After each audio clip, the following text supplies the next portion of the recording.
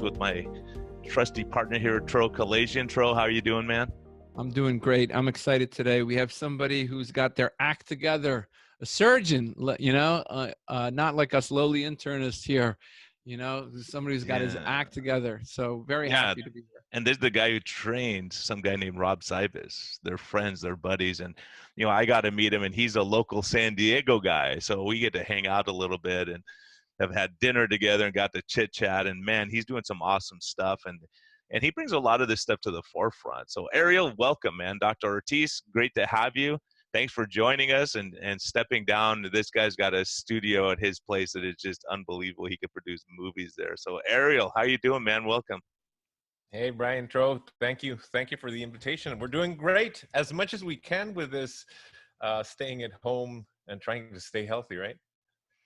Yeah, it's tough. We were talking about it. Being a surgeon now, your surgery center's closed down. You're not allowed to do what they consider routine surgeries, and yours are life-saving surgeries.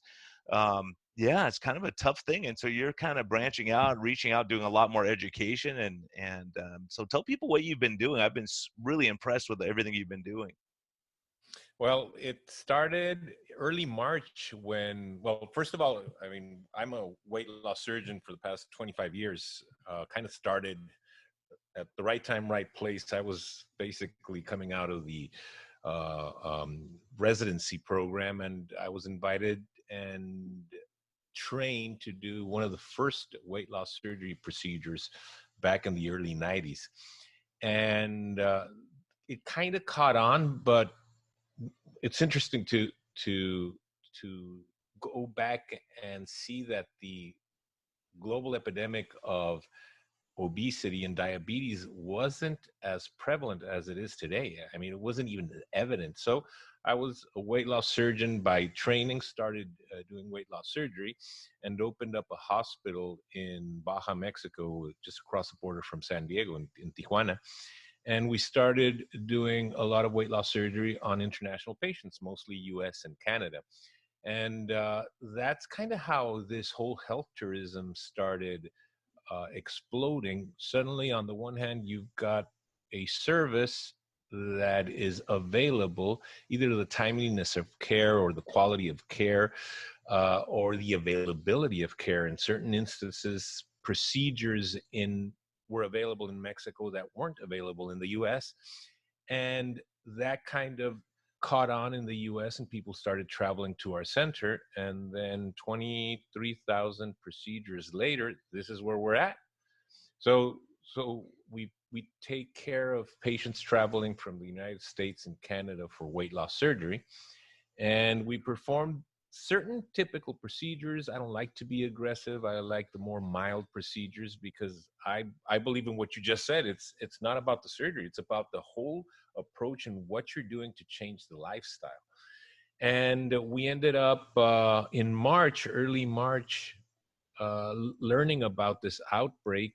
Suddenly you start seeing cases in the US. And then that's when I said, you know what, let's up our game, our prevention game. And we started wearing personal protection equipment. I even placed masks on all my patients that were being picked up in the San Diego airport. We had the whole protocol where we would clean their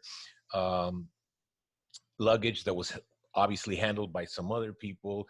The driver was wearing personal protection equipment. Before boarding the transport van, the patients were asked to do a quick hand disinfection and wear masks. So early March, we started wearing masks, even though I knew that the World Health Organization and other organizations were saying, don't use masks if you're not sick.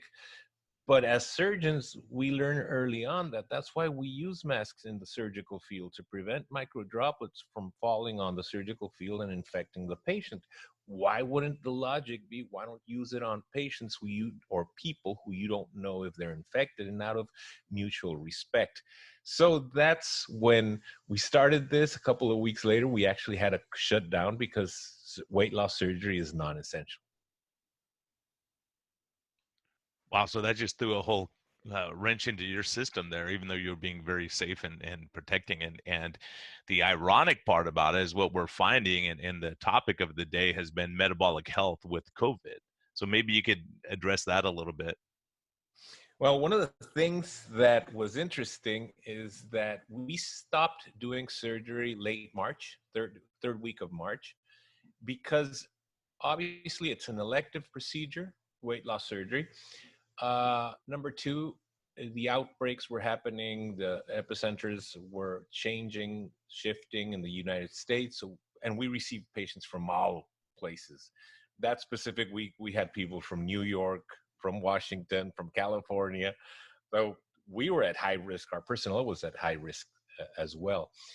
And we stopped for several reasons. We stopped because, well, we didn't want patients to have the higher risk of getting cross-infected from somebody else. We are the center that accumulates different patients from all areas in the United States, or spread it to Canada because we get Canadians as well. That's our thick of our patient load.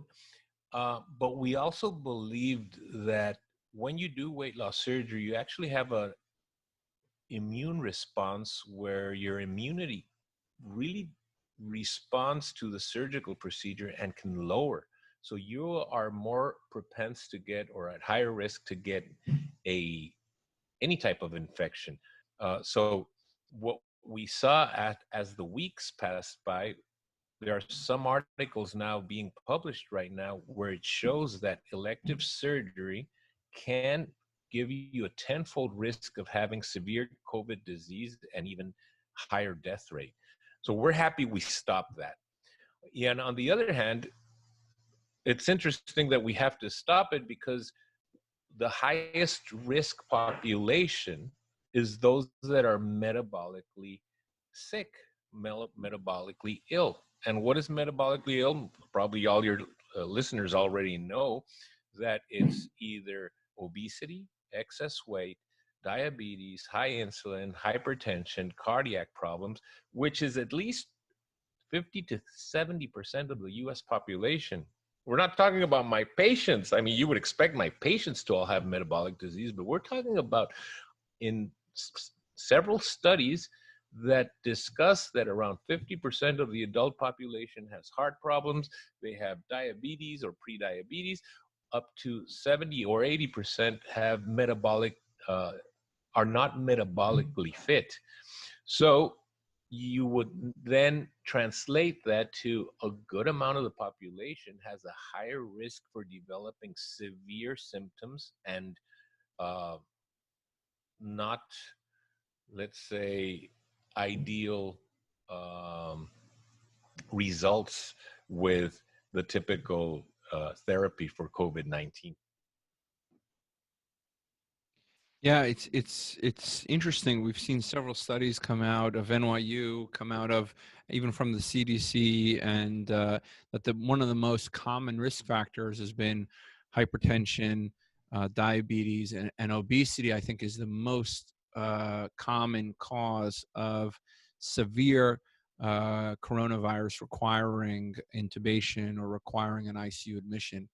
I think the rate of patients without any comorbidities of actually becoming severe is something like, it's less than 3% or something very small.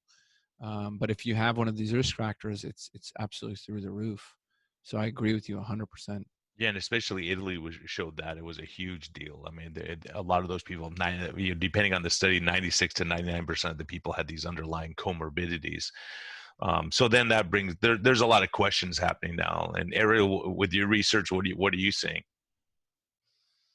I'm seeing, well, we happen to have, like you said, webinars happening left and right. Everybody, in the first 2 weeks, there was no silence, right? And then everybody became a production or a producer or a webinar expert. Now everybody's online. But that's also good because we've had the opportunity to get the top thinking minds on webinars, and we have an international club that's Facebook based, but ended up having the largest accumulation of metabolic surgeons globally. And we're partnered up with Oxford University. And a couple of weeks ago, we had a webinar where we had 10 different experts from all different countries. We have Italians, Iranians, a couple of US surgeons, UK surgeons, and we also had virologists from Oxford University talking about exactly this. What we have seen is that, yes, it's extremely higher risk to develop a severe disease and end up intubated and on a ventilator if you have obesity and the related diseases we all know. But it's also interesting to say that even though you may not record that somebody is either hypertensive or has higher blood sugars, thus diabetic, which is the symptom, the obesity is not per se the one that predisposes to disease. It's the impact of obesity. It's the impact of excess weight. So we're generalizing and say, well, obesity was the thing we most saw. But by the time you have a patient, you may not know that they had a history of higher blood sugars, higher insulin, high blood pressure, undiagnosed cardiac problems, etc. It's what the excess weight brings with metabolic disease that's creating the high risk. And two things were mentioned during the webinar. Number one is how to prevent that from happening in the general population. So we got to do something, and we can't do it with weight loss surgery right now because you can't do elective surgery.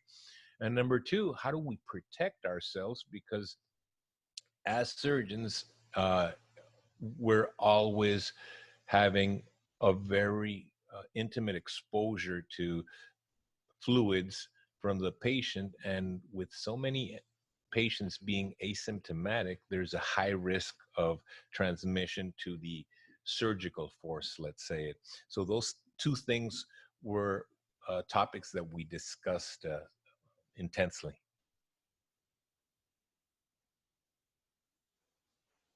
Yeah, that's absolutely interesting. You know, it's a lot of times I have patients who are here who saying, you know, I have this disease, diabetes, I have this disease, obesity, or I have this disease, hypertension. And I sometimes I have a difficulty even calling it a disease. So I sort of agree with you. Yes, it is a disease. Yes, it leads to risk factors, but it has a very finite prerequisites and causes, you know, things are absolutely certain that lead to it.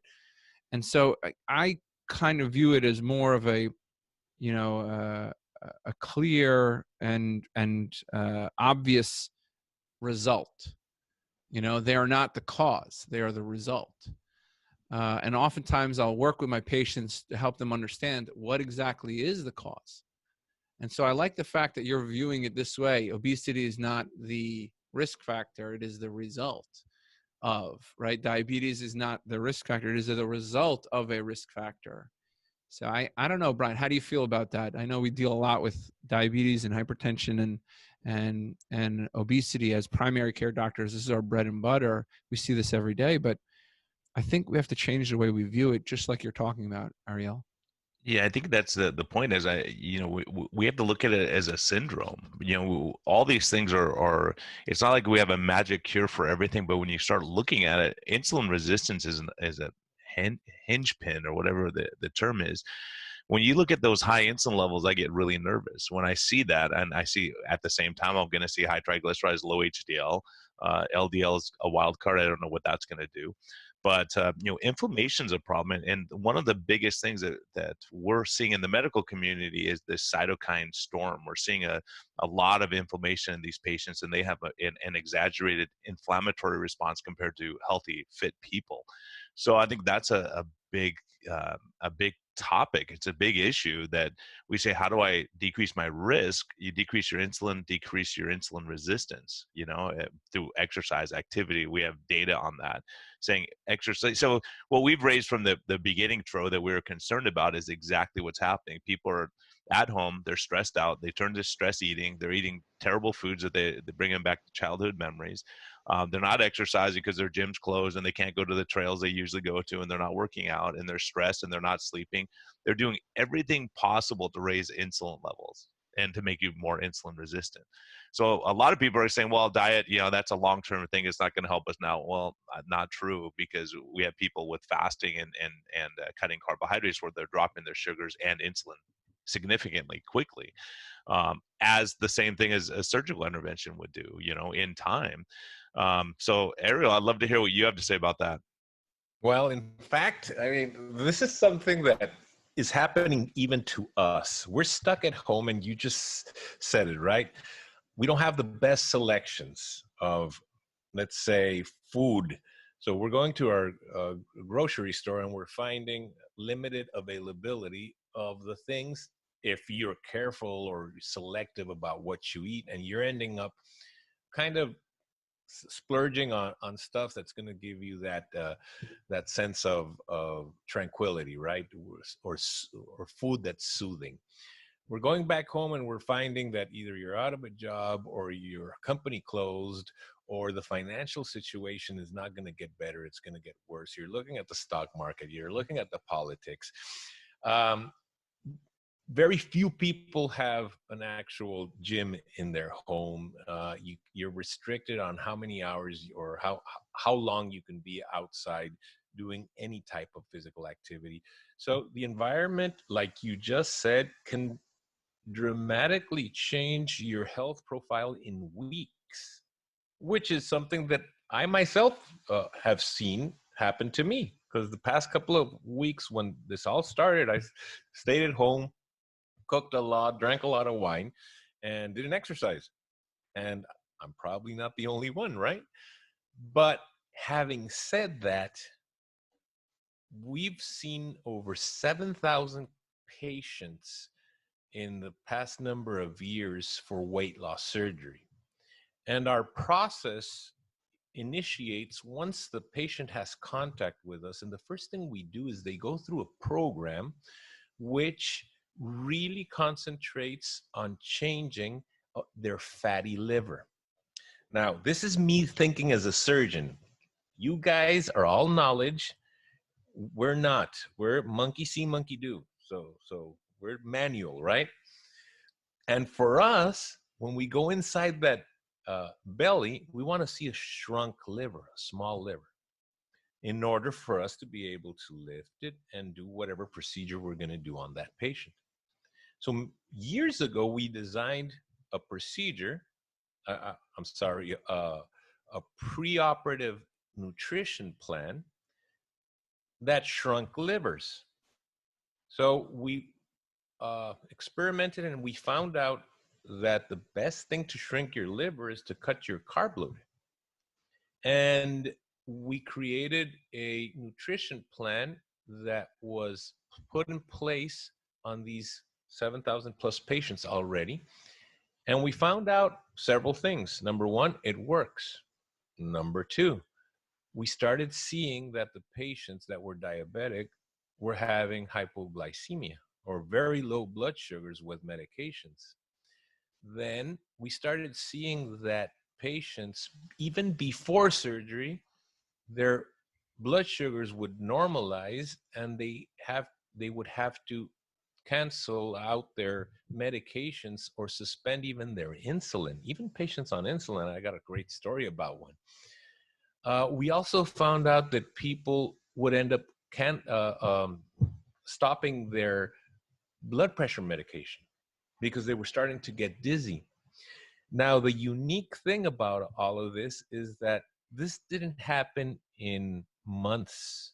This happened in weeks. This preoperative program on average is 2 to 3 weeks. And we're seeing over 70% of our diabetes patients end up with normal blood sugars and having to modify or completely get off medications for their high blood sugars. So when you mention, is this something we can do? Hey, we've been stuck in the house for at least 2 weeks. California's been stuck almost a month. You could be on your way to like incredible metabolic health in 2 weeks, because we've seen it in our patient load. You know, can I bring up, I can't harp on this enough. I had a patient about 4 or 5 years ago who underwent bariatric surgery. He had done well with the lifestyle, but he just needed a little bit more. And unfortunately, he developed a complication. They had to go back in. He ended up being just fine. It was, you know, it was a rare kind of fluke scenario. And he had fatty liver going into the surgery. Okay, the surgeon saw it very clear as day. 2 days or 3 days afterwards, when he had to go back in, the fatty liver was gone. He basically didn't eat for the first 3 days, right? Because he just was sick and he couldn't eat a lot. 3 days later, the fatty liver is gone. And lo and behold, I had a patient, ultrasound, we're ultrasounding the patient, fatty liver. He goes on a 3-day fast, the fatty liver is gone. Okay, it was a very early level fatty liver, right? So when we use saying weeks, I'm going to have to say, you know, it could even be days. It could even be Well, days. and Ariel's student, your student, Rob Sivas, has data on 3 days of treatment. So absolutely. But the point is, Ariel, you're saying within 2 weeks, you're looking again, and so maybe even quicker than that. But that's the good news, is that we can make a huge difference in a short amount of time. So saying, oh yeah, if you make your lifestyle changes now, it's not going to help you, not true, especially when we're in the throes of an illness. Because if you want to be as healthy as you can, you want to put on every armor you can to fight this thing. You know what both of you are doing, and the impressive thing is we have bariatric surgeons, you know, saying, "Hey, diet makes a huge difference." Because I think the concept, the view people have in general of bariatric surgery, whether it be banding or whatever type of surgery, that's the easy way out, right? People think, "Oh, he cheated and did it that way," but you know, people like you who say, let's do both and see, because some people need help. They're just, when you're 600 pounds, like, you know, losing a couple pounds here and there is just very frustrating. So, you know, the mental part of this surgery plus lifestyle. And I think that's one of the big things we've missed out on. I think that's why the general internists are at war with sometimes with the surgeon, because they're thinking, okay, they're just going to go in and do surgery, then everything's going to be great afterwards. And that's not the reality. I think you have the perfect combination of, if people want success, of saying, okay, let's cut the carbs, let's get you metabolically healthy, do the surgery to help out, to help you on those weekdays when you just want to eat again and are stressed out, and then follow you afterwards. Because I think historically people have had surgery and they send them out and go, okay, good luck, right? Without them knowing the big implications of surgery. Here's the other thing but I'm going to jump in. Not only is he doing the surgery, which is beneficial. We know there's benefits to it.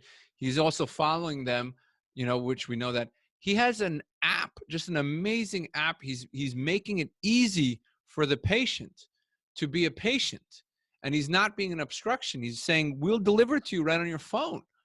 You know, can I just say, when I saw this, when I saw that you have an app, when I saw what you're doing, and Brian was talking about kind of, we're seeing your video setup, our listeners can't see it. What you are doing is you're making insight accessible to patients who are already struggling. And I cannot tell you, this is what every single doctor needs to do. We need to reach our patients, constantly give them information, insight. We need to deliver it to them and make it easy for them. Because you know what? Reese's and Nestle and M&M's, they're making it easy, right? They're delivering ads on their phones, Exactly. right? So they're, you know, happy, you know, Burger King is making Happy Meals free. They're making it easy. So I love, you know, I know I don't want to, you know, sound like I'm praising you too much, but I think you are on the right track here. We need to bring insight to the phone of the patient, and you're doing that. Bring it on, man. I appreciate it. Well, ever since we started as weight loss surgeons, our nature as surgeons is to cut, is to do surgery. And the only time you want to see that patient is when they're bringing another patient. So it's in our nature, in our training, to resolve quickly and then go on to the next procedure. And we found out with metabolic disease and obesity, it's not like that. There's much more commitment that has to happen on both ends, on the provider and on the patient as well. I also learned early on that there's things that I'll be able to do with my surgical procedure and stuff that will have to happen, and it doesn't depend on me to a certain point. But if I don't give that patient the tools, then I'm shortchanging them. I'm actually providing part of the service. So I can get a patient to eat less with a weight loss surgical procedure and deal with the hunger component, right? But I'm not helping them with the understanding of this whole process, of the understanding of macronutrients and food and the relation food has to do with well-being and even with mental satiety, emotions, etc. And then the other part that's also important is the nourishment part. So we decided early on that we were going to not just perform surgery, but prep a patient from an educational standpoint before the surgical procedure and give them this whole set of recorded presentation courses where they learn the basics on what food really looks like. I mean, people sometimes really will consider, well, but M&M's has energy in them, right? Or any other thing that is always claimed. A box of cereal, of course, it has all the essential vitamins. That's why it's good for you. So we retrain the patient before the surgical procedure. Now, why do we do it before? Because there's this expectation, there's this emotion, there's this nervousness, there's this need. Many patients, I don't want to be the one that fails. So there's all this thing inside of them that's going to help them pay attention to what they're learning and make it not just into another concept, but something that is going to be long lived in their brain processes. So we do that, then we give them options. We created a nutrition line because I'd rather have 1 + 1 + 1 = 3. Yeah, but with a patient that is eating whatever they decide to eat or interpreting our diet on whatever they decide, my variables are much less under my control. In other words, I give the patient a nutrition or a meal replacement because that way I know for sure that they're eating exactly what I need them to eat. And then we decided to create the smartphone app that not only tracks the patient and not just numbers, with all this beautiful synchronization between smartphones and Bluetooth. Now you can actually have complete body fat analysis, body composition. So we know what their fat is looking like, what their water is looking like, et cetera, et cetera. But we also can track their blood pressure. We can track their blood sugars. And that gives us incredible opportunities because on the one extreme end of things, blood sugars are heading south. Not good. No bueno, we say down there. But on the other hand, if you got ketones, muy bueno. So these are the extremes we're trying to measure. And now it's not just, well, follow this program. I'll see you in a couple of weeks. I hope you do well. Now we're interacting with a patient. And because everything in an app or in a software-based interactive platform is based on algorithms, if you're between a good range, well, it's going to give you a high five. If you're not in that good range, well, it's going to alert you or alarm you and alert us and it's going to start a chain reaction where we contact the patient and we redirect their attention back to what they're supposed to be. It's going to be to that specific goal. So apps actually, or even online software-based programs, are incredible because they can do things automatically, versus how many visits do you ever get with a nutritionist or a life coach or a psychologist, et cetera, every 2 weeks at best. With a smartphone app, you got 24/7 control of things happening on the fly. And we've seen that it has a much better effectiveness rate than waiting 2 weeks and then having a consult and the patient saying, well, I kind of lost hope. I lost my enthusiasm. I started eating again. But it's been 2 weeks. We could have done this with a simple phone call. When the patient deviates from their plan or from a given plan, usually the first thing that comes into play is the self guilt. And that's when guilt comes into the equation. And now I've screwed it up.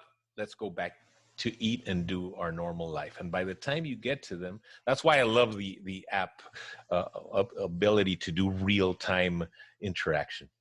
Yeah, that's awesome. Man. Brian, have you heard about anybody else doing that? Gosh darn it, Tro. I mean, we're working on my system right now, Ariel, and it's nothing like yours, and we're trying to upgrade and do this. So yeah, it's incredibly important, because that's exactly the point. People blow it and they go, okay, I blew it, so I'm just going to keep blowing it till next month, and I'll start again, or I'll wait another 2 weeks. And, Rob talks about that and you talk about that. And that's what I love, is that, and for the doctor, it's a great thing, because if you're a surgeon, you could put in there, hey, it's day 3. Here's what you can expect after surgery. The wound's going to look like this. If you're not having fevers, don't worry about it. And that saves you a lot of calls too, and reassures the patient to let them know what's normal and what's not normal. And for us medicine docs, it helps us to say, okay, it's normal if your sugars spike a little bit when you start going low carb, because it's physiologic, and here's what's happening. So if we can really educate and help people, rather than them giving up because their sugars go up a little bit, it happens. It's physiology. So I think it's critical what you're doing, and you're way ahead of the curve. That's why I think this is the trend that's going to have to go forward with bariatric surgeons understanding this and the importance of these kind of things. Well, you're saying bariatric surgeons. Can I just stop you? Every single doctor. This idea that here's your medication, I'll see you in 5 months, is ludicrous, right?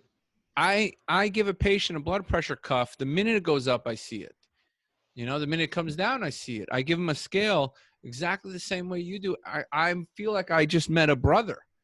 I want to reach over virtually, Ariel, and give you a hug. It's like, this is what we've been preaching for the last 2 years.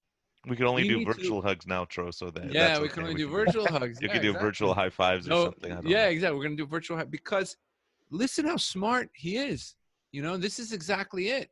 You need to you need to embed yourself into your patient's life. They have a scale. Connect to it. Bring it in. We give them a scale that shows, so they don't have to come see you a year later after they gained 50 pounds, right? You can see them the minute they start gaining 2 pounds, 3 pounds, 5 pounds. That water weight go up. They're eating more salt. The water weight goes up. They're eating more carbs right away. Within 2 weeks, even less.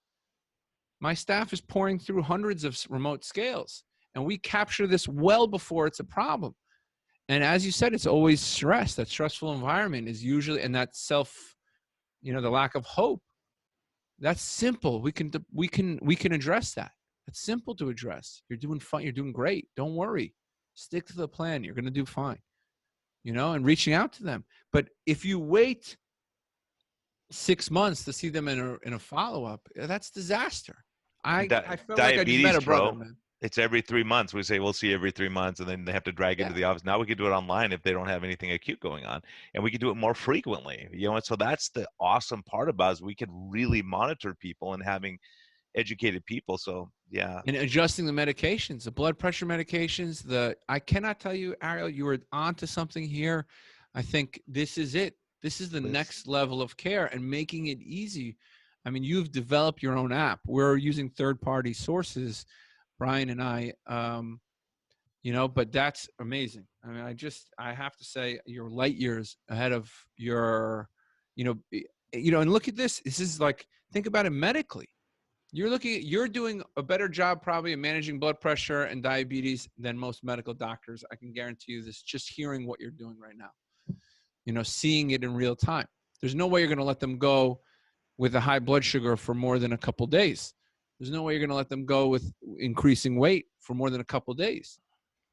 Right? So you're going to put the primary care docs out of business, and that makes me happy. Hey, people And can't you see know it, but what? Ariel's patting himself on the back right now, and his head's like No, he had to zoom out to get his head in the shot. I'll tell you how this all was born. Some years ago, 2006, there was this company that wined and dined me, and they were asking me, "What do you think about balloons, gastric balloons?" I said, "All right, well, as long as it doesn't have to be placed by an actual physician who can screw it up and removed by a physician, it's all good." That was my philosophy because many years ago we worked with the original intragastric balloon, which is basically a balloon that you inflate it inside a patient's stomach, and it occupies some space, and that supposedly diminishes hunger and creates satiety. Anyways, going back to 2006, by 2008, we had placed the first self-inflating balloons that were inside a little capsule. You would swallow it, it would fall into the stomach, and they would self-inflate and stay there for 3 months. That was a pilot study. We did 30 cases, and every time we would inflate a balloon, the patient would like, "Oh my God, I feel full." Immediately, as soon as you inflated the balloon, I was hungry and now I'm not hungry anymore, kind of proving that there is this distension and creates satiety. And then the patients would leave, and then we followed them for 1 month, 2 months, 3 months. That was the original study. We just were assessing the safety of the device. And that's when I started saying, but I want them to lose weight. I don't just want them to be experimenting with a balloon. And that's when we started developing a very basic interaction on an app. And just like you said, Brian, it was back then, it was, do you feel any nausea or vomiting? And you have to ask them different ways because do you feel all good? And all these questions you needed to ask in order to assess that the patient was progressing correctly after the balloon placement. But then we started adding some other stuff. But one of the things I noticed with apps is that the app, it really depends on how you design the application for people to interact with it. So every time we'd ask a question, a lot of the app members wouldn't answer. I'm like, what the hell's going on? So it seems that the more an app asks you to interact with it, the less people are willing to interact with it. So then we started learning there's a psychology application to the app. The app must give you something in order to ask you for something. So we redesigned it and we said, would you like to know where you are in the competition between all the balloon placements? Well, yes. All right, so answer this, this, and this. And then, boom, you're 97th percentile or whatever. Would you like to know how much you have dropped your risk of having a heart attack? I'd love to. All right, we'll answer this, this, and this. And that's the way we learned how to get some patients to interact. But then on the other side, we're in Mexico, right? And Mexicans, we have a certain reputation to being hard-headed, especially guys. So we had to redesign part of the way we ask the questions. And we learned that if you don't really ask aggressively enough, you're not going to get an answer.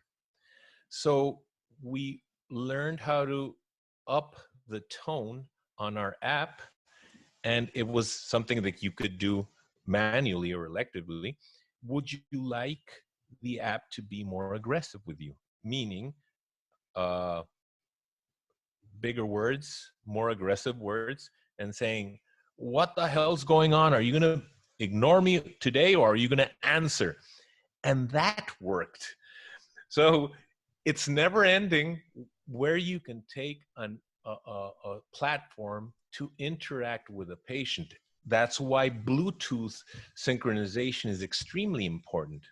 If you're not going to get any information, if the patient says, I'm not going to deal with this app, I'm just going to turn it on. If there's someone who's trying to lose weight is going to do, the only thing that they're going to do for sure is to get on a scale. So if they get on a scale, boom, at least you've got all the information you were just talking about. You've got total body fat, body weight, lean mass, you've got water. At least you have something to go on. So all these obstacles we've seen over the years in developing the ideal app that's going to interact with the patient. And on our side, it's really cool because now we can see screens full of little colors and numbers and stuff like that. And we created algorithms where now we know how the male patient load is doing, how the females are doing, how the guys that drink are doing, how the guys that like X, Y, and Z. And because it's interactive, now you can create groups and order group A to do something and group B to do something, and then learn on the fly what effect it has on both groups. That's absolutely amazing. Can I just say, you know, the way you're approaching it, and I'm going to toot my own horn here a little bit, but like making it easy for the patient, at the least when they take their blood pressure reading, when they take their blood sugar reading, when they take their weight, it should seamlessly communicate that data to you. And I love how you've gamified it, right? You know, this is how, I mean, the video game industry has done this. They make rewards, they make you participate, they give you something, you get something, right? So these companies like Epic Games that make Fortnite, right? They are literally, you know, giving you the game for free, right? They're giving you the game for free because they know. And then the last part is that social component here. This is the group you're a part of, right? That's so important. We're seeing it here when Brian and Kristen and I and my health coaches were having these town halls. People are desperate. They need that social component, right? Brian, when you had that Fat Fiction movie and we saw your patients interacting, I mean, I know you had a big light bulb that hit, right? When you saw them, how they supported each other. Yeah, absolutely. That was one of my greatest days as a doc, because I'm sitting there thinking, man, and these guys bonded so quickly. They all ask about each other every time they come in. How's the so-and-so doing? Oh my gosh, I love his story. I was inspired. And these guys are all inspiring people. So when you see that in the sense of community and saying, hey, let's all go for a walk and just talk about life and just get out, that is what I'm really excited about in the new practice, being able to say, hey, you know, you're having marital problems. Let's go for a walk around the block and talk about it. Why sit in the office being staunchy or whatever? Let's live life together. And so that's the exciting things. You know, if someone wants to go for a hike with me for an hour and I get a workout in, that's cool, right? We could do that. So I think when we have to change this paradigm of how a clinic visit that we're very clinical and very like controlled environment. Sometimes just living life and sharing it together, it's a huge deal, especially when we you know, when we're dealing with stress, you know, especially after going through surgery, you know, having other people who are ahead of you say, yeah, I had surgery 3 months ago and here's what I did. And, you know, when they do it, then that saves aerial calls and it helps the patients. It helps everyone, because when people have success, they want to share it. That's what's awesome. You know, our patients who come on here and share their stories, it's powerful, and it gives someone else hope who's sitting at home thinking, could I do this? You know, hope is a very powerful tool, and that's one thing Dr. Unwin taught us. And that, I mean, we've all known that, but that he really puts a punctuation mark on it, you know? I think the thing there is that social component and making an app so seamless and convenient, right? It helps us be great clinicians, and it helps our patients. Now they have a record in one place and they see everything in one place. And when they want, when they choose, they can go in and you can deploy education to them on their time, not at their, 6-month visit. And I know what you're doing, Ariel. You're deploying, this is what you expect week 1, week 2, week 3. I know what you're doing. This the absolute future of medicine.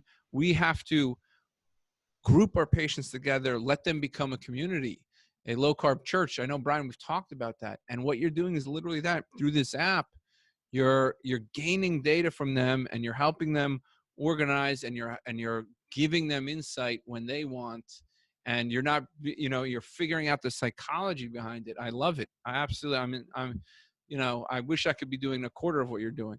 I told you, Tro, I've been trying to sell Ariel to Tro. I'm like, you got to meet this guy. I'm telling you, you guys are going to be like, I'll be the third wheel. But it's exciting because we all see the same thing with our clinical experience, what is necessary, and it's just implementing the dang thing and getting it done. Yeah, and Ariel's just way ahead of us, Tro. I'm super jealous of this guy. Here's the thing. It's like the game companies are doing it. They figured out a way to get people doing it. The social networks have done it.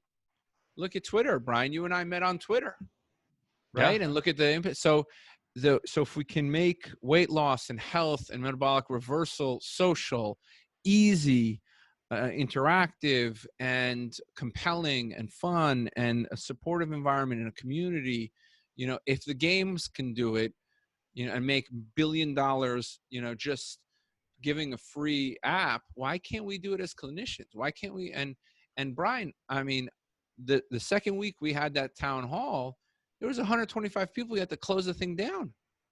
People are desperate for it. And so we need to respond to our patients. And I love, Ariel, everything you're doing, man. Come move to New York.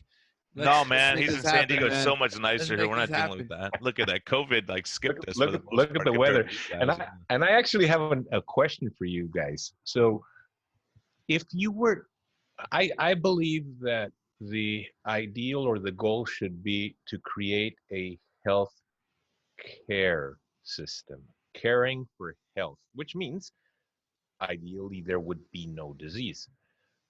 I still believe we're in a disease management system, especially from a metabolic standpoint, because I've never seen somebody, well, I have, particularly because I do surgery. There's very few things that are going to revert metabolic disease, even though it can be temporal for a few years. And we've always known about this, the intermittent fasting, low carb, high fat nutrition or diets, and weight loss surgery. But if I were to ask you, what would a world without metabolic disease look like? You guys as practitioners, especially let's talk about the US, would there be a lot less patient load? Without a doubt. There's no question about it. I mean, if you look at, I kind of talk about this. I remember as a young doc, before Tro teased me about having gray hairs and all, is that I went to a lecture and this doctor said, 90% of what you treat is lifestyle mediated. And I thought, that guy's crazy. Now I'm looking, I go, he underestimated, he was conservative. It was probably 95%. Because you look at it, whether you work out and blow out your knee or whatever it is lifestyle has a huge role in medical diseases. And I think that's why Tro and I had the passion of saying, guys, look, we're seeing our diabetics getting infection all the time. A male with a UTI, urinary tract infection, you don't see very often unless they're diabetic. I mean, you don't see, yeast infections and all these things as commonly in healthy people. Healthy, fit people, they float our they keep us, if we're getting paid every month for a healthy, fit person that never comes in, you're right, it's the sick people who are bleeding the system, and they've just been given bad advice. Obviously bad things can happen. We have cancer, we have other stuff going on, but how many patients do we see with cancer per day versus diabetes? Not even close, as far as numbers go. So I think it's and plus, we're seeing a lot of cancers being related to metabolic disease also, and all these disease processes that we're seeing are related to metabolic health. And that's what it's all coming back to. We're seeing our people get sicker and sicker. That's why I love the movie Fat Fiction. It tells us we're all seeing it. And then they say, well, what is it? Is it the video games? Is it that people aren't as social? Is it because we have cars now and we're not walking as much? Or is it the food we're eating, right? And our lifestyle and our stress and our tension and not sleeping and worrying about everything. They all play a factor. If every doctor did, Ariel, what you're doing, and every doctor, instead of having a massive office with 10 different, maybe like an extra 500 square feet for medical charts, and instead they had 500 square feet for like a CrossFit, and their waiting room had a bike and a treadmill, right? And they were able to keep their patients at home with remote technology and encourage them to exercise instead of spending the hour to come to their office, hour to go back and get dolled up for another hour, right? If every doctor did that and there was no metabolic disease, I really suspect there would be no disease. There would be it would just be accidents. I broke a bone. Yeah, yeah, and I I think this is a turning point for civilization as a whole. This COVID-19 has created a lot of things. Uh, the extremes, we already explained what the extremes are: fear, uncertainty on the one end. But on the other hand, it's family, it's the concept of home, the concept of wellness, the concept of taking care, taking responsibility for your health. And last but not least is the ability to interact at a distance. Telemedicine is happening all over the world, especially in the United States. And all these huge red tape barriers are being torn down simply because, well, the priority is to get the care, quality care to the people that need it. Why not keep on doing it? I believe there has to be a change in the way uh, our medical system is structured in the U.S. and Mexico and other parts of the world, because we're seeing it right now. Suddenly, you don't have a license to practice in a certain state, but you can do it because it's been waived right now. Well, that's talking about the quality or the availability of quality care at a moment's notice versus this convoluted systems that we practice in, that the only people that are hurt are patients and physicians as well. We were talking about that, Brian. Yeah, absolutely. Yeah, I mean, you have people that you can help in another state, and we have national boards. They're national boards, not local boards. But then you have to get licensed. It's really a money grab, is what it is. Is that you have to apply and spend money. And I'm not taking any extra tests to get certified in other states or in Mexico or whatever it might be. But I think it's just there's a lot of red tape and bureaucracy. But I think a lot of that people are seeing that it's going to change, and so a lot of things we could do remotely, that obviously we're showing that because we have no choice at this point for most patients, because it doesn't make sense to expose them to an illness to come in for an annual exam, and get sick and when they're healthy. So I think we're reassessing a lot of these things, and we'll see what all the medical boards and all that. And I do think it's a change in medicine for sure, because a lot of this stuff, 3-month follow-up for diabetics if they're healthy and fit, and really they're seeing us just to get labs done because we need to keep monitoring that. But if we have 24-hour glucose monitors, and we know you don't need to give your A1C all the time. There's a lot of stuff we're going to be able to tell because we know the trends. We know what it's going to be before we confirm it with another test, basically. Tro? No, look, I agree. The doctors are being forced to re-examine. I'm getting people calling me like, please help me get out of the Stone Ages, basically is what they're saying. Help us get these tools, Ariel, that you've been using now for a long time, the remote scales, remote blood pressure cuffs, the CGMs, the Bluetooth smart connected devices. And they've been forced. Like, I just helped a physician in my area use Zoom. I mean, it's like we've been using this for years now. Like, why would I make anybody come in if I don't have to have them come in? Of course we should use a remote platform. They can be at work, they could be on their drive, they can be on their commute. So I think we have to reevaluate how we're delivering care. We have to be in the patient's home with scales, with cuffs, with everything, and it has to be seamless for them. They use it, we get it. Yeah, just think about it, Tro. I was thinking about it too, because on Fat Fiction you saw they did this, where the nutritionist went in and goes through the kitchen, goes, nope, this got to go, here, have this, have that. And could you imagine the power and how helpful that would be to people to educate them, say, okay, It's like you're an alcoholic. Let's not have Jack Daniels sitting all over your house. Let's do something about that if you really want to quit drinking. And if you want to stop eating bad food, let's get rid of it from your house. And then, if you got it, if you want it, you have to go physically buy it. It's just like anything. If it's an inconvenience, people aren't going to do it. And along those lines, Ariel, I got to put you on the spot for a minute because I want to hear your perspective as an expert. Just changing gears for a couple minutes. Protein powders. I know you've been looking a lot at that and looking at like meal replacement, all that. And Tro and I, or at least me, I've been of the mindset, hey, just eat real food. Don't worry about the protein shakes and things like that. How does that help you? What do you feel that's going to really help people in the long run? Where does that fit into what we're doing as a program for wellness? Well, most of the stuff that I've started initiated with just a simple question. Like I said, with the balloons, that's how I ended up developing an app. And then I said, well, the balloons were done. They got approved. They're sold all around the world now. It's the world's first swallowable gastric balloon. And they sell in the United States, and they're good. They're a non-surgical device for weight loss. So tools, right?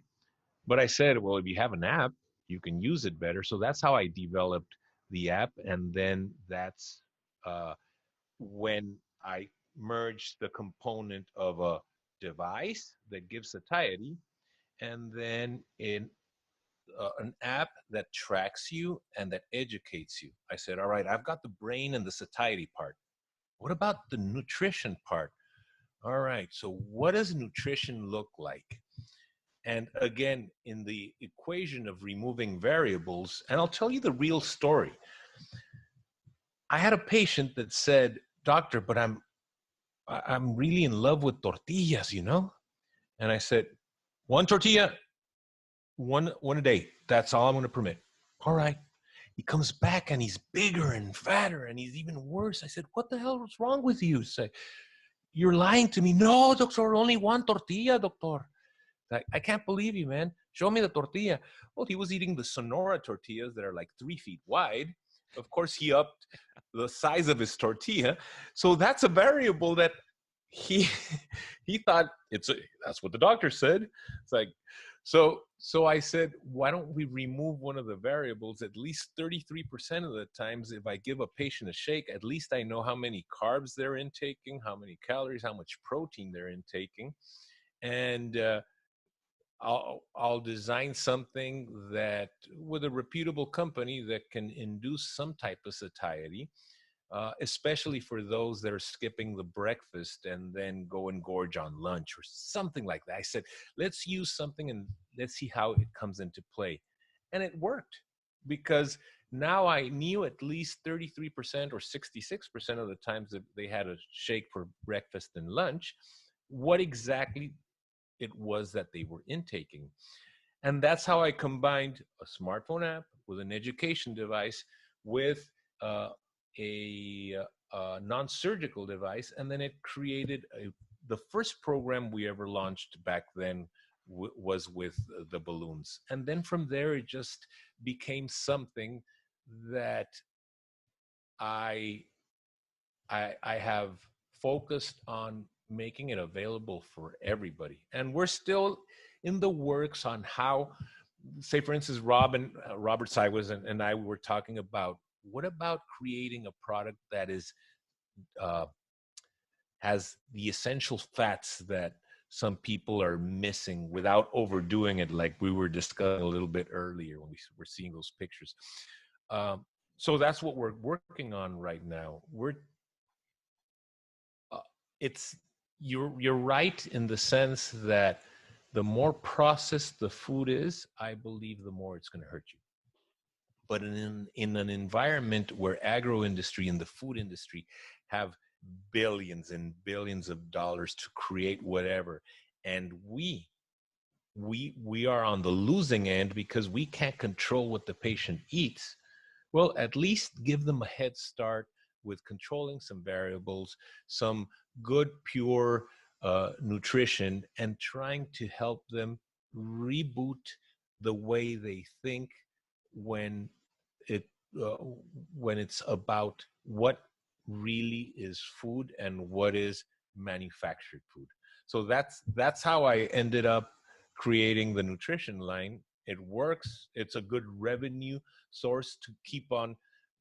I use that revenue source and then reinvest it on the app because that's really expensive, and that's how we self-fund ourselves. Yeah, that's you know, it's funny. I was thinking about talking to my wife. My wife does a food replacement, and we were saying, I wish what we could do is just brand a bunch of different high quality food or food replacement ideas as, like, you know, a part of a program.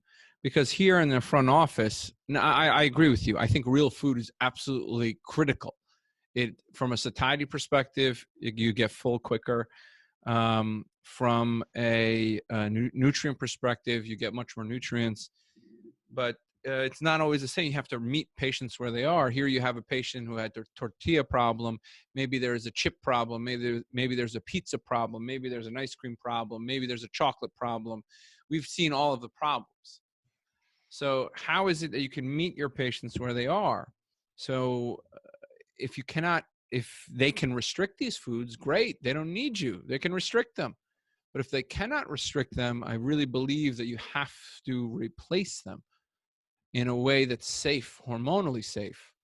And so in our front office, we have, you know, protein chips and sugar-free chocolate and protein powder, so they can replace their ice cream, mix it with ice and water. And we have cookies. We have organic grass-fed beef jerky and turkey jerky. We have lupini beans, which are a very high protein, low carbohydrate bean.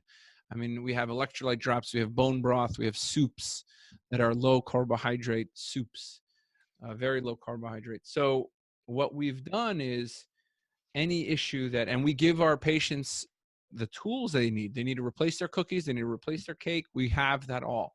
Bagels, we replace it. And I don't think I can function without those replacements. I really do not believe I can function without those replacements.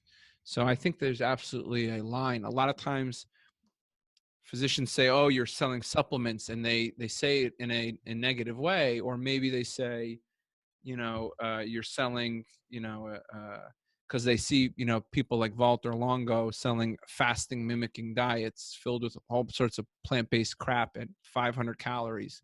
And, you know, it's a $3,000 program for packaged, you know, olives and dates or whatever they're doing.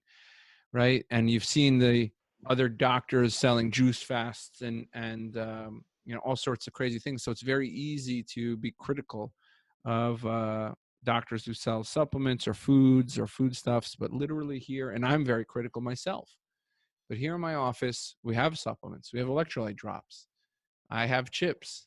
I have chocolate. Yeah, you do I what have cookies. works. You do what works. And if it's not working, you have to change it. And it may be a bridge for some people, but the way I see it too is a lot of people, it's like once they start eating, they can't stop. And so this says, okay, I'm drinking the shake. This gives me my nutritional value, because all of us as patients, and we have to say, okay, am I eating for the nutritional value, or am I eating just for the joy or the stress relief of eating, right? So I think we all have to answer that question for ourselves too. I think it's time to reboot our lifestyles because there's time. And we have a captive audience because we know they're all at home. And we know there's smart choices now, but those smart choices require initiative from that person that's listening at home with no other thing to do because there really are no activities.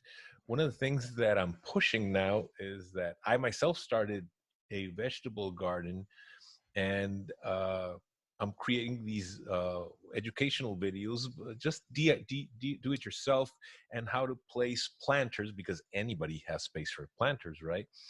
And it's going back to basics. When I believe that there's uh, this education, higher education that comes when you're in contact with the earth, with nature, and suddenly you see the food from a single seed grow into this beautiful gorgeous cucumber, zucchini, or whatever it is, and then take that to a plate. And as you're opening and you see thousands of seeds that could be again planted, and then this pride of I grew it myself, and this understanding that it's not only I grew it myself, it's actually organic because I never poured anything into it except water and the sun, and returning back to basics. Because like I said, agro industry, food industry, it's a lost battle. It's interesting when I discuss with patients what foods they eat, and then I ask them, don't you eat real food? Like what, doctor? All the stuff I've told you is real food. No, something that's not in a bag, in a box, in a can, in with a label on it. When have you ever seen zucchini with a label on it? Ingredients, Yeah. zucchini. That No. zucchini doesn't have a company that needs to make its quarterly profit. That cow, doesn't need to, these companies are designed to make millions of dollars, right? They've made their food just too good. Well, I'll And tell that's a you, man, problem. if you want Yeah. to talk about too good, Ariel, we got to put a clip to your video that you're doing in Baja, that you did already, and people have to see this. It's so awesome. He goes through Baja and just eats through there and shows you a low carb way of eating. He's having shrimp and fish and catching it himself, and it's really cool. I mean, it's a well done documentary, and so we had to put a clip to the link to that, and just all you're doing, man, it's really cool because those of us in San Diego, we love Baja, and to see that you can go down there and eat healthy and have a great time. He keeps saying he's going to take me, but he keeps blaming it on COVID that we can't go down there. But one of these days, it's going to happen, man. It's going to be a blast. But Ariel, tell That's people it. about that and all the stuff you're doing down there. And Tro, we're putting a gauntlet out for this guy because it was probably a year and a half ago. I told him, man, you got to hook up with Christian Assad and do a Spanish language podcast. Has to be Compete with done. me and Tro. It has to be done. And we have a lot of good people because Latin America is hurting. As a matter of fact, I would be going to Guatemala in like 3 days. I'd be leaving to go, and I can't go because of the dang COVID stuff. And so there's a huge need because we see that Coke and Pepsi and Fanta and all these guys beat us down there and Nestle. are devastated. Yeah, Nestle, and it's the health is devastated down there. So it's critically important, the Spanish language, that we could reach people and teach them low carb and say, hey, don't have 12 tortillas or one of those big ones like Ariel's talking about.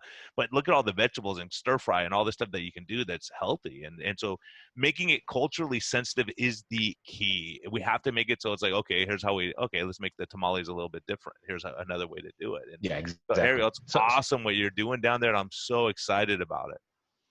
so we started off with, well, let's put things into perspective. Baja California is now the epicenter for cinema outside of Hollywood. We have Baja Studios where Titanic was filmed, and Master and Commander, and a lot of other movies. So these studios have like the highest technology right now, where they've got all the equipment, and suddenly we've been recording a lot of movies there. And I teamed up with a producer.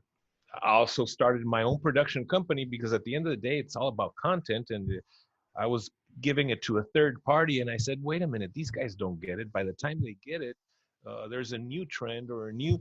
So we started our own production company, and we do in-house productions. So we teamed up, and this guy had this idea because I was actually treating him, and he says, so fat is good. Yeah, well, why don't we talk about Mexican fat? Now, probably you guys have seen Netflix. There's a series called, I think it's 7 episodes. It's called The Taco Chronicles. I don't know if you guys have seen it. Yeah, Well, you The told me Taco about it. Yeah, Chronicles, it's cool. Yeah. it's gorgeous, man, just beautifully shot. And then when you actually see them, it takes you to these different parts of Mexico where that specific taco was born, and it looks beautiful.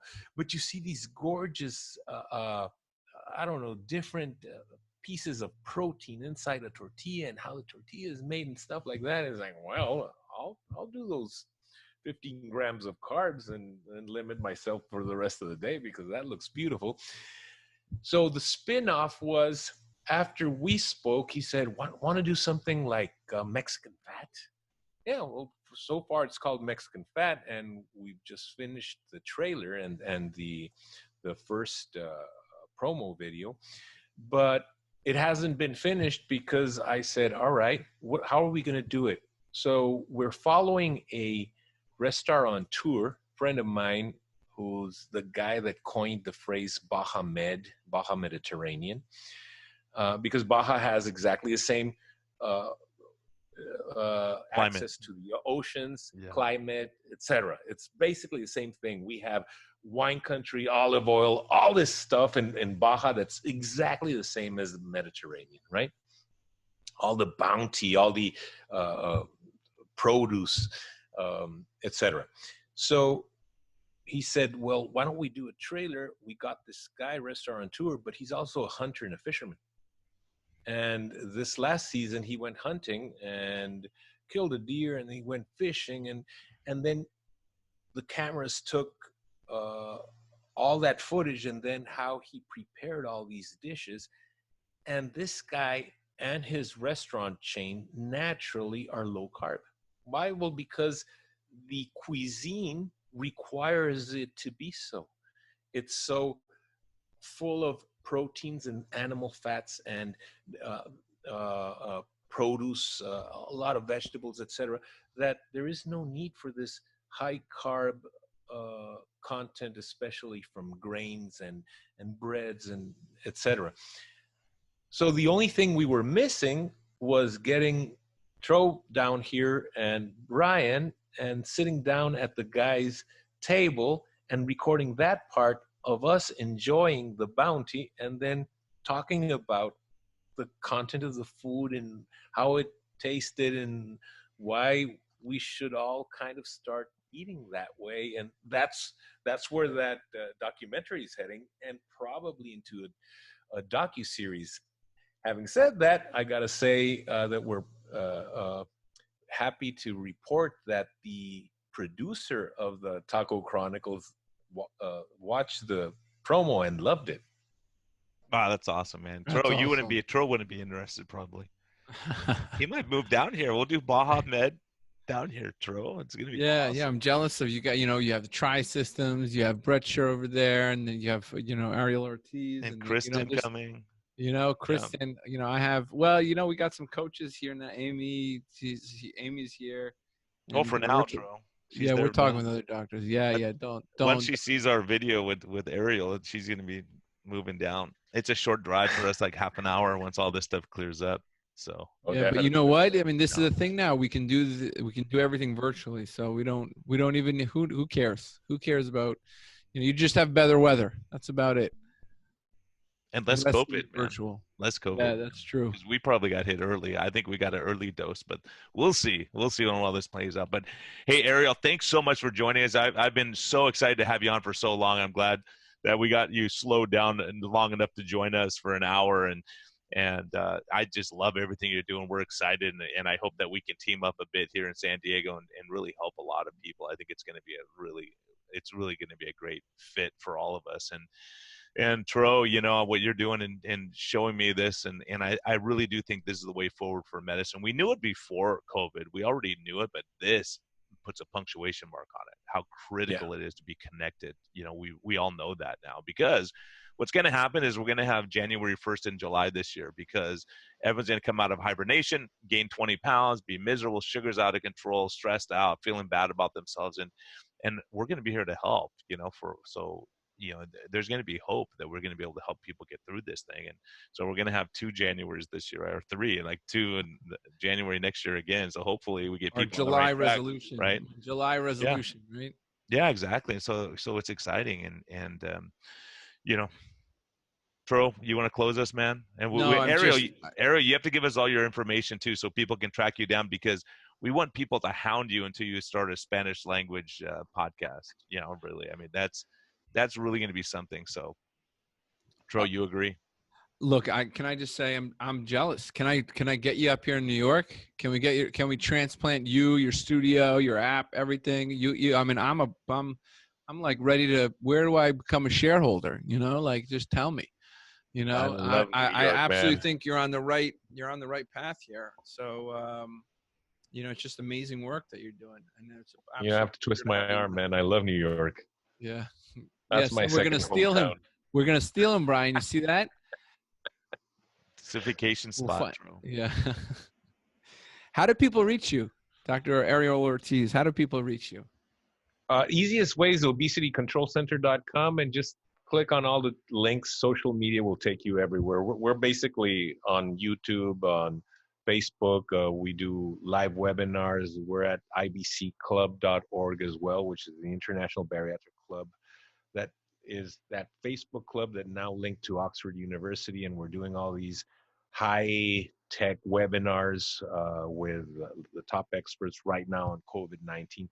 But ultimately, it's going back to basics. I believe that what you guys are doing, and all this accumulation of knowledge, you guys, I wish I knew just a 10% of what you guys have learned over the years of doing this webinar.